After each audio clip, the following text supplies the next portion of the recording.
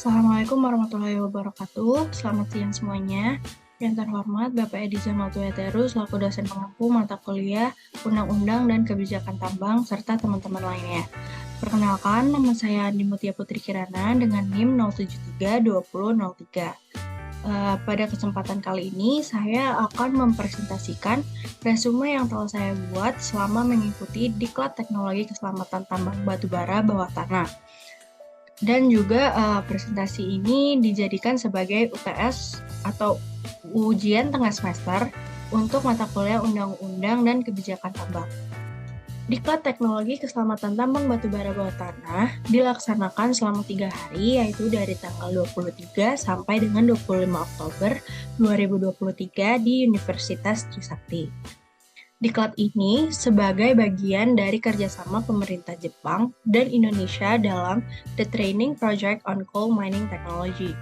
Kemudian diselenggarakan oleh Japan Oil, Gas and Metal National Corporation yang bekerja sama dengan Badan Pengembangan Sumber Daya Manusia Energi dan Sumber Daya Mineral, Pusat Pengembangan Sumber Daya Mineral Geologi, Mineral, dan Batubara, yang kemudian diajarkan oleh Profesor Emeritus Kikuo Matsui dari Kyushu University, kemudian ada Shinji Togawa, Wanda Adinugraha, dan Yoshihisa Shimoda. Teknologi penambangan dan keselamatan tambang bawah tanah. Tambang bawah tanah adalah suatu sistem penambangan mineral atau batu bara di mana seluruh aktivitas penambangan tidak berhubungan langsung dengan udara yang terbuka. Tambang bawah tanah ini mengacu pada metode pengambilan bahan mineral yang dilakukan dengan membuat terowongan menuju lokasi mineral tersebut. Berbagai macam logam bisa diambil melalui metode ini, seperti emas, tembaga, seng, nikel, dan timbal. Karena letak cadangan yang umumnya berada jauh di bawah tanah, jalan masuk perlu dibuat untuk mencapai lokasi cadangan tersebut. Kemudian, selain hanya untuk mengambil endapan bahan galian yang berada di bawah tanah, juga diperlukan dan diperhatikan seperti teknologi keselamatan bawah tanah. Hal ini dikarenakan kegiatan tambang bawah tanah sangat rentan terhadap bahaya kecelakaan. Hal ini dapat dilihat dari tingginya kecelakaan yang ditimbulkan karena kurangnya tindakan pengamanan baik itu perlindungan atau pencegahan yang dilakukan.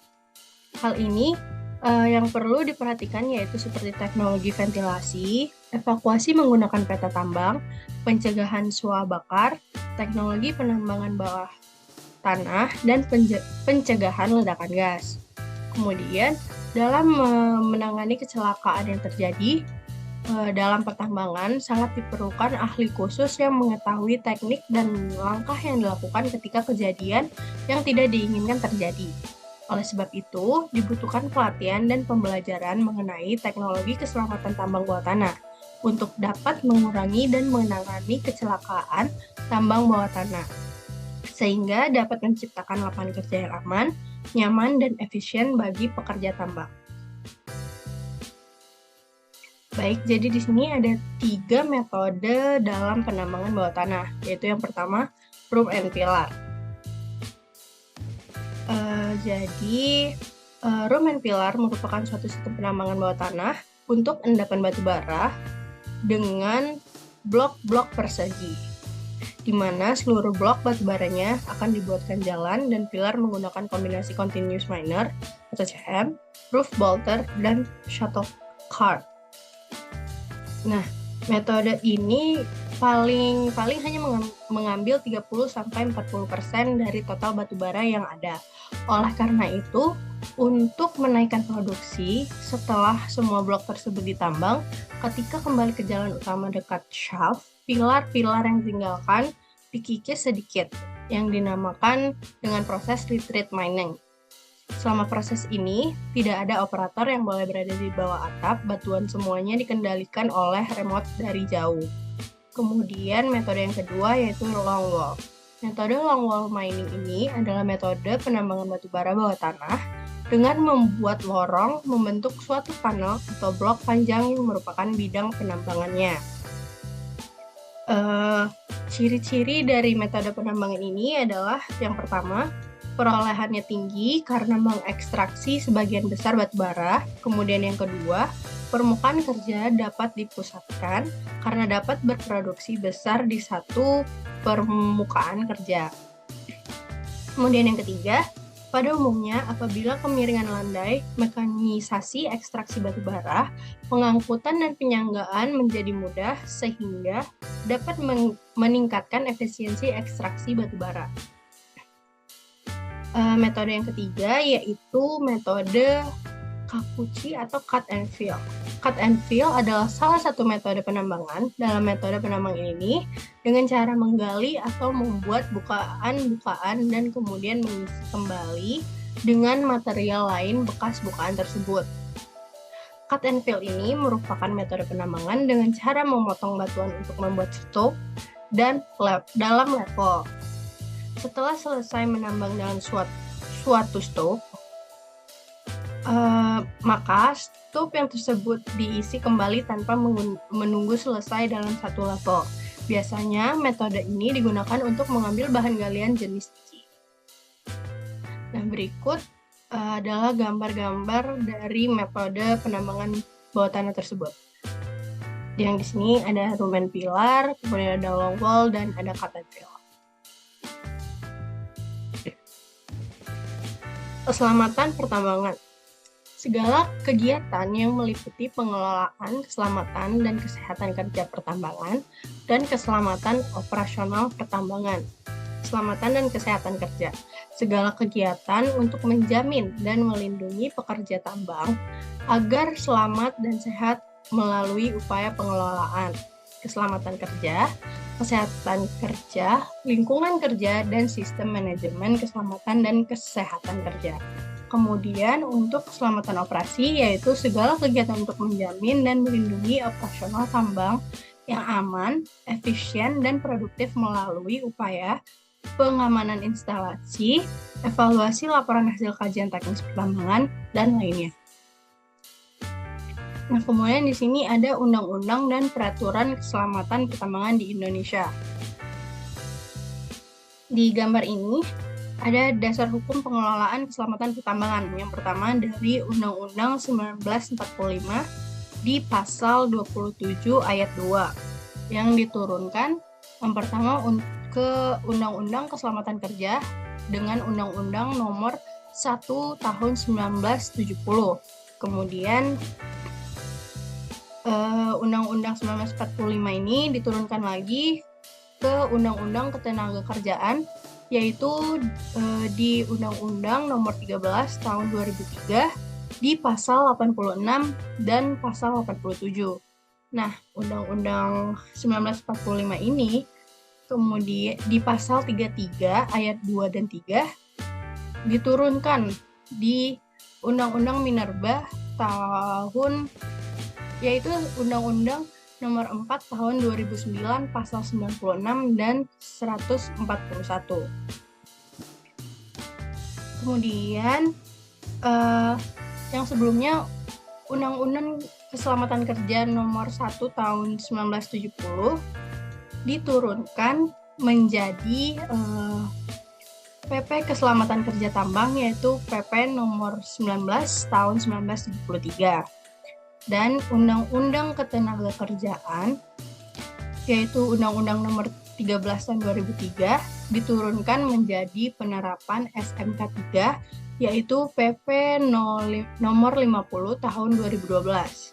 Dan yang tadi Undang-Undang 1945 yang Pasal 33 diturunkan menjadi Undang-Undang Minerba, yaitu Undang-Undang Nomor 4 Tahun 2009.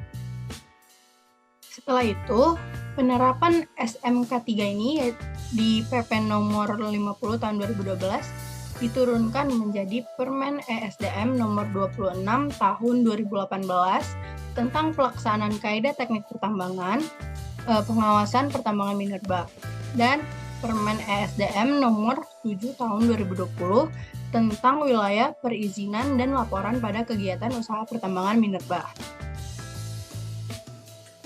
Dan juga Undang-Undang Minerba ini Yang tadi nomor 4 tahun 2009 diturunkan ke Binwas Minerba, yaitu PP nomor 55 tahun 2010 yang kemudian juga diturunkan menjadi Permen SDM nomor 26 dan nomor 7 tahun 2000, nomor 7, di mana yang SDM nomor 26 itu pada tahun 2018 dan nomor 7 tahun 2020.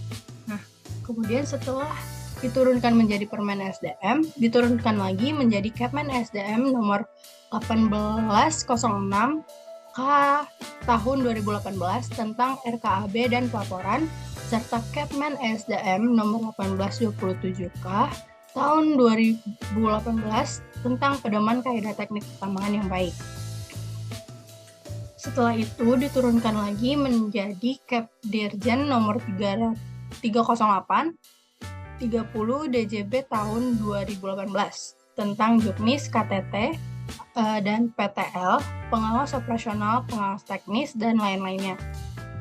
Serta Kep Dirjen nomor 309 30 DJB tahun 2018 tentang bahan peledak dan peledakan dan tangki bahan bakar cair, dan juga Kep Dirjen nomor 185 K 3704 DJB tahun 2019 tentang Juknis pelaksanaan KP, pelaksanaan penilaian dan pelaporan SMKP.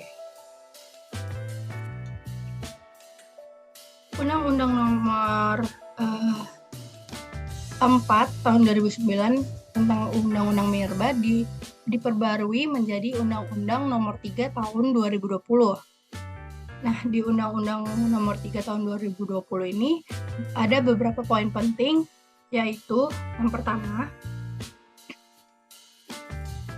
prinsip kedaulatan, kemanfaatan, dan kesejahteraan, di mana undang-undang ini menekankan prinsip kedaulatan sumber daya mineral dan batu bara untuk kesejahteraan masyarakat, negara, dan lingkungan hidup.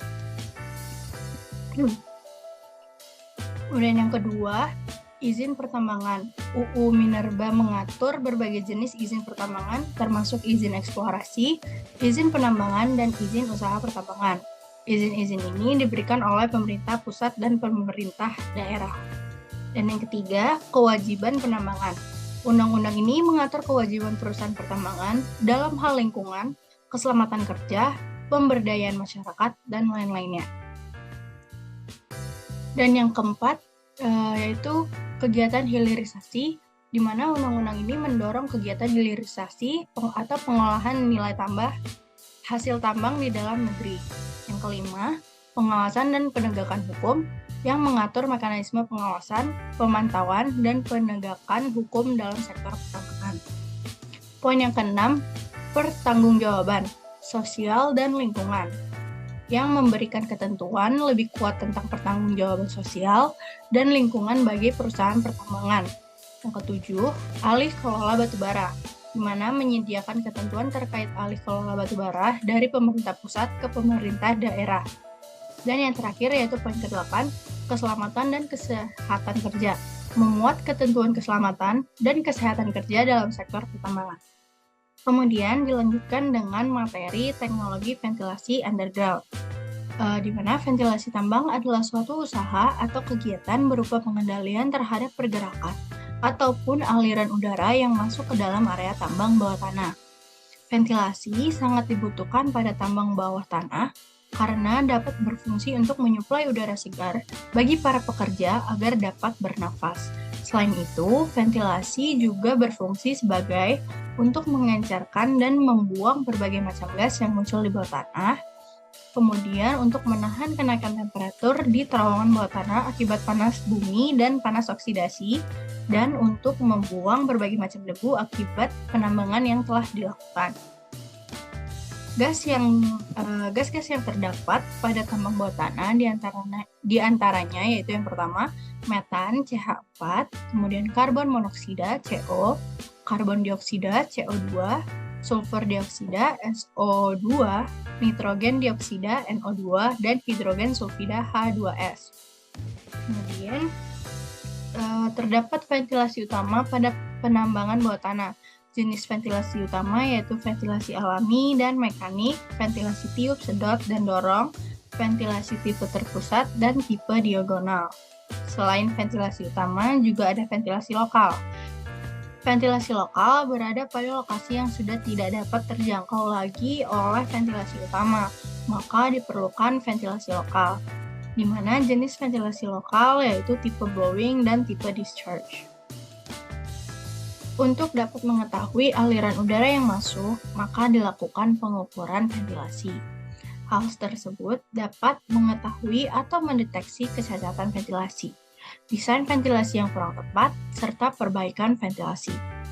Alat yang dibutuhkan untuk mengukur ventilasi tambang bawah tanah yaitu dengan fan anemometer dan mikro anemometer. Item yang dilakukan pengukuran yaitu suhu udara, kelembapan, tekanan udara, kecepatan angin, aliran udara, penurunan tekanan, tekanan kipas, volume debu, dan lainnya. Kemudian, dalam mendesain ventilasi dapat menggunakan aplikasi software yaitu Kazemaru, di mana software Kazemaru ini dapat mendesain ventilasi beserta arah aliran dan volume udara yang dibutuhkan. Selain itu, software ini juga dapat dilakukan simulasi kebakaran underground.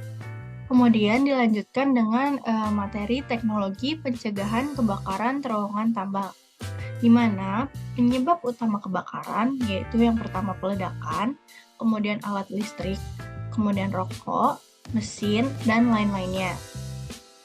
Ciri khas adanya kebakaran dalam tambang yaitu yang pertama, tambang memiliki ruang yang sempit, kemudian kedua, banyaknya barang yang mudah terbakar, seperti kayu, mesin, belt, kabel, oil, dan batu bara. Ketiga, aliran udara oleh ventilasi yang kuat. Keempat, ruang yang terbatas. Dan yang kelima, lingkungan yang tidak menguntungkan untuk pencegahan kebakaran tambang. Kemudian, ada pencegahan yang dapat dilakukan untuk mencegah adanya kebakaran, yaitu yang pertama dengan memasang alat pencegah slip, kemudian yang kedua membuat konstruksi tahan api, ruang listrik yang dilakukan pada yang pertama ruang mesin penggulung, tempat penyimpanan minyak, kemudian ruang listrik, kemudian ruang kompresor, kemudian bagian yang bergerak pada belt conveyor, kemudian tempat charger listrik, dan daerah penyemprotan air. Kemudian cara pencegahan yang ketiga yaitu adanya daerah tahan api penutup lorong yang terbuat dari beton. Nah, alat pendeteksi kebakaran terbagi menjadi 4, yaitu yang pertama detektor karbon monoksida, kemudian heat sensor, kemudian detektor asap, dan detektor temperatur. Selain hanya dapat mengetahui cara pencegahan kebakaran, diperlukan kegiatan latihan evakuasi. Latihan evakuasi di atas peta sangat penting karena untuk mencegah bencana demi penyelamatan jiwa manusia secara dini apabila terjadi kecelakaan. Selain itu, juga bekerja pada tambang bawah tanah banyak sekali batasannya, kesulitan, dan pada suatu saat akan dibutuhkan kemampuan untuk dapat melakukan tindakan yang cepat. Kemudian dilanjutkan dengan materi teknologi pencegahan suap bakar. Suap bakar atau spontaneous combustion merupakan salah satu fenomena yang terjadi pada batu bara saat batu bara disimpan di stockpile dalam jangka waktu tertentu. Nah, batu bara akan teroksidasi saat tersingkap di permukaan sewaktu penambangan. Demikian, pada saat batu bara ditimbun, proses oksidasi ini terus berlanjut. Akibat reaksi oksidasi antara oksigen dengan gas-gas yang mudah terbakar dari komponen zat terbang akan menghasilkan panas bila reaksi oksidasi berlangsung terus-menerus. Maka panas yang dihasilkan juga akan meningkat, sehingga dalam timbunan batu bara juga akan mengalami peningkatan. Peningkatan suhu ini disebabkan oleh sirkulasi udara dan panas dalam timbunan tidak lancar sehingga suhu dalam timbunan akan terakumulasi dan naik sampai mencapai titik pembakaran yang akhirnya menyebabkan terjadinya proses suap bakar timbunan tersebut. Nah, berikut adalah gambar dari contoh suap bakar. Tempat yang sering terjadi suap bakar yaitu yang pertama pada dek kargo kapal, kemudian pada stockpile di permukaan, kemudian lumpukan limbah batubara, tambang batubara underground, dan tambang batubara open cut singkapan batubara. Untuk mengetahui gejala suap bakar yaitu yang pertama naiknya suhu di bagian tertentu, kemudian sisi atap lembab, kemudian timbul tetesan air pada permukaan dinding batubara, pilar penyanggaan, kemudian timbul kabut dan membentuk lapisan pada lorong, dan yang terakhir terasa bau pada lorong, timbul asap, dan timbul nyala api. Untuk mencegah terjadinya suap bakar, dapat dilakukan dengan cara melakukan penanganan lone wall, melakukan retreat system, mencegah kebocoran udara pada gulf, kemudian mempercepat kemajuan front kerja, dan setelah selesai menambang, segera membongkar peralatan dan segera menutup. Dilanjutkan dengan materi preparasi batubara. Preparasi merupakan proses pemisahan batubara bersih dengan batuan setelah proses penambangan. Proses dasar preparasi batubara diantaranya yaitu penampungan batubara, penggerusan dan penghancuran, penetapan ukuran, penyortiran, penanganan produk, dan transportasi. Hal yang dapat dipreparasi yaitu yang pertama untuk mengontrol mutu batubara dengan penghilangan kandungan sulfur, kemudian pengolahan kandungan air, pengelolaan ukuran, penghilangan benda asing, dan pengaturan mutu berdasarkan campuran. Dalam setiap metode preparasi batubara, ada tingkat butiran optimal yang diinginkan dan ini merupakan faktor penting saat penyortiran metode pemisahan. Dengan mengetahui kondisi pendistribusian tersebut, maka akan dapat menentukan jenis atau model mesin pemisah. Sifat batubara dapat berpengaruh langsung pada penyortiran dengan berat jenis, di mana berat jenis batubara ada korelasinya dengan komposisi kandungan dan nilai kalor. Berat jenis bahan anorganik, yaitu bertambahnya kadar abu, maka berat jenisnya pun akan bertambah. Nah, kemudian materi yang terakhir yaitu evaluasi keekonomisan tambang. Terdapat 4 metode perhitungan untuk analisis ekonomi tambang, di mana diantaranya yaitu yang pertama simple interest and compound interest, dan untuk tunggal rumusnya yaitu S sama dengan P dalam kurung 1 tambah L kali N tutup kurung. Untuk majemuk yaitu S sama dengan P dalam kurung 1 tambah N dalam tutup kurung N. Kemudian metode yang kedua yaitu free cash flow dengan rumus FCF sama dengan NOPAT ditambah depreciation. Nah, berikut adalah contoh perhitungan cash flow tambang dengan menggunakan software Excel. Metode yang ketiga yaitu kind of project evaluation method. Terdapat 4 metode perhitungan kind of project evaluation method, yaitu yang pertama payback period atau PBP, yaitu dengan rumus investment amount dibagi dengan free cash flow for each period average. Kemudian ROI atau return on investment dengan rumus current net profit dibagi dengan investment amount. Dan yang ketiga yaitu NPV atau net present value dengan rumus P sama dengan N dibagi dalam kurung 1 tambah N kurung N. Kemudian yang keempat yaitu IRR atau internal rate of return dengan rumus I sama dengan I dalam kurung S1 dibagi dengan dalam kurung 1 tambah R tutup kurung ditambah dengan formula yang sama. Kemudian metode yang terakhir yaitu fixed profit per year.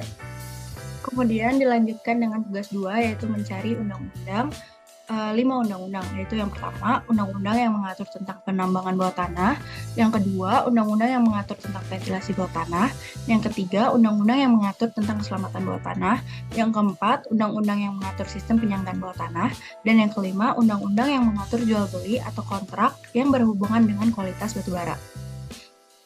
Untuk yang pertama, Undang-Undang yang mengatur tentang penambangan bawah tanah, Undang-Undang Nomor 4 Tahun 2009 tentang pertambangan mineral dan batubara merupakan undang-undang yang mengatur segala aspek terkait penambangan, termasuk penambangan bawah tanah. Undang-undang ini memberikan kerangka hukum yang jelas dan komprehensif untuk mengatur kegiatan penambangan mineral dan batubara di Indonesia. Di dalamnya terdapat ketentuan mengenai persyaratan izin, pengawasan, dan tanggung jawab dalam melakukan penambangan bawah tanah. Undang-undang ini juga mengatur perlindungan lingkungan, rehabilitasi lahan, dan kewajiban perusahaan tambang dalam melaksanakan kegiatan penambangan. Yang kedua, undang-undang yang mengatur tentang ventilasi bawah tanah.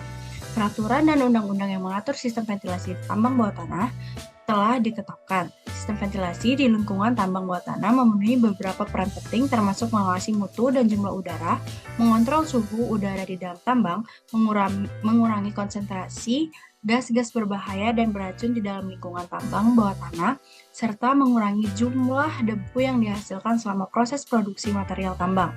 Selain itu, berbagai peraturan dan standar telah ditetapkan untuk mengatur sistem ventilasi di tambang bawah tanah. Salah satunya adalah Peraturan Menteri Energi dan Sumber Daya Mineral atau ESDM nomor 21 tahun 2015 tentang keselamatan dan kesehatan kerja penambangan mineral dan batubara. Peraturan tersebut mencakup aspek ventilasi di lingkungan tambang bawah tanah.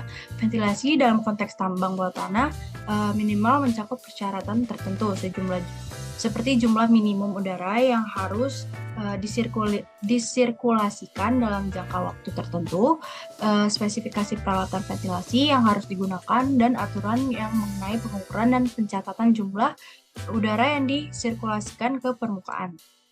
Yang ketiga, undang-undang yang mengatur tentang keselamatan bawah tanah.